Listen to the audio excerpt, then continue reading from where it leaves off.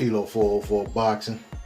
Alright, man, I ain't gonna make this quick. I ain't gonna make this long. I'll try to be as quick as I can about it. But I definitely want to come on here and give Terence Crawford his props. Went out there and he went out there and had a spectacular performance against Errol Spence Jr. Even though I picked Terence Crawford to win the fight by 8th round stoppage and ended up being a 9th round stoppage, I didn't see the fight playing out this way. Terence Crawford's ability to take away Errol Spence's jab, or should I say neutralize his jab, was eye-opening. Terence Crawford winning the jab battle was something that I expected, although I know a lot of people wanted to argue with me about Crawford. No way Crawford can out-jab Spence. Terence Crawford was the word I kept telling y'all for years, he was too dynamic for Errol Spence, and Errol Spence was too static. Like I said, Errol Spence Jr., he does things that are very great for him, and he does them over and over and over. If he starts to, gain momentum, he turns it up a notch. If it's not working, he turns it up a notch until he gets the upper hand. But Terence Crawford was able to see everything that Errol Spence was doing. He saw it, a couple seconds before it would happen. You know what I'm saying? He was able to see Errol Spence throwing the hook before he threw it. He was able to see the jab coming out before it came out. Terence Crawford kept his head off that center line. He pumped out a crisp jab of his own. When Errol Spence would go to the body, he would go to the body. When Errol Spence would go to the body, he'd counter up top against Errol Spence. I lost count of how many times he knocked Errol Spence down in this fight. Now, nothing I'm going to say in this video is to diminish how good a fighter Errol Spence Jr. is. I think Errol Spence Jr. is one of the best in the world. Not just one of the best at 147. But I just felt like he met his match. But I have thought for years that Terence Crawford was going to be too much for Errol Spence Jr. I felt like for years that Errol Spence Jr. was tailor-made for Terence Crawford. I felt like the things that made Terence Crawford a great fighter, and you take the things that make Errol Spence Jr. a great fighter, the things that make Errol Spence a great fighter play right into the hand of the greatness of Terence Crawford. And that's the way the fight played out. I just felt like it was actually a little easier for Terence Crawford than I expected. There was no way I would have expected him to. Terence Crawford kind of got out of that fight clean. He had some shots landed on it. There was one time Errol landed a really big right hook, I want to say it was, that Terence just ate it and kept and threw a shot of his own. Errol Spence could not handle the power. He could not handle the jab. Terence Crawford was controlling real estate.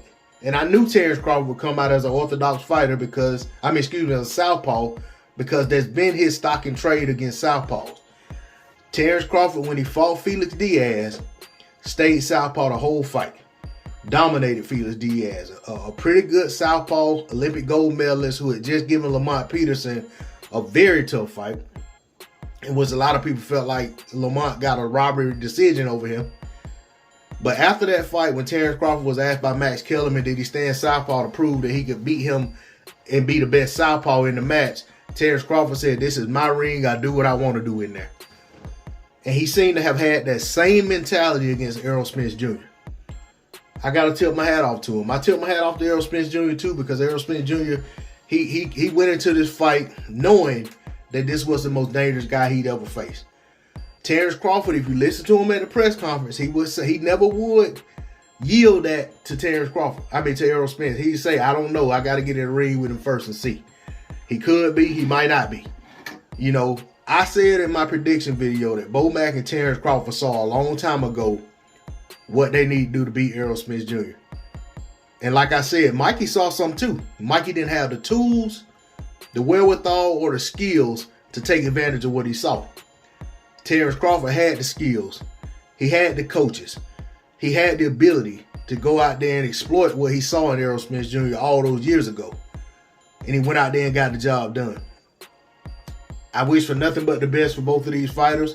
I'm very appreciative that they came together and brought us this fight. I'm very appreciative that the suits got out of the way and allowed this fight to take place, because I felt like they were the ones holding up the fight for years. I always said that. Do I think Derrick James wanted this fight? Absolutely not. Derrick James, whenever Terence Crawford brought up, Derrick James became a manager. He would start talking about how Terence Crawford is this and that, and why should he fight Terence Crawford. He started talking about the purses, all kind of stuff. I always felt like this was a fight that Derrick James was gonna have a struggle in being able to coach his charge to victory, and he knew that. And I felt like this was the one fight that he kind of kept putting himself in the way of getting made, even though as a coach that's not his place. But I understand he has a relationship with the fighter. He cares about the fighter. He's not going to tell Errol Spence Jr., I think this is a bad fight. But I think things he was saying out in public, the way I read into him, it told me Derrick James wanted no part of this fight. But all that being said, Errol Spence Jr. really is a great fighter for this era. Terence Crawford, great fighter for this era. Just that when they came together, like I said, we were going to find out who is who, what is what. The cream was going to rise to the top. And right now we see Terence Crawford sitting atop the heap. Two-time undisputed champion in the four-belt era, first male to do so. Now he's undisputed welterweight. He's lineal in now third division. I always felt like he should have been lineal at welterweight to start with because Manny Pacquiao was the lineal champion and Jeff Horn beat him. But they tried to somehow they stripped Manny Pacquiao for being retired for 2 months or inactive for 2 months or something. I can't remember how it went. But now he is the lineal champion anyway. So in his third division, he's the lineal champion, undisputed in 2 divisions. All-time great type stuff he's doing. I really got a lot of respect for Terence Crawford as a fighter.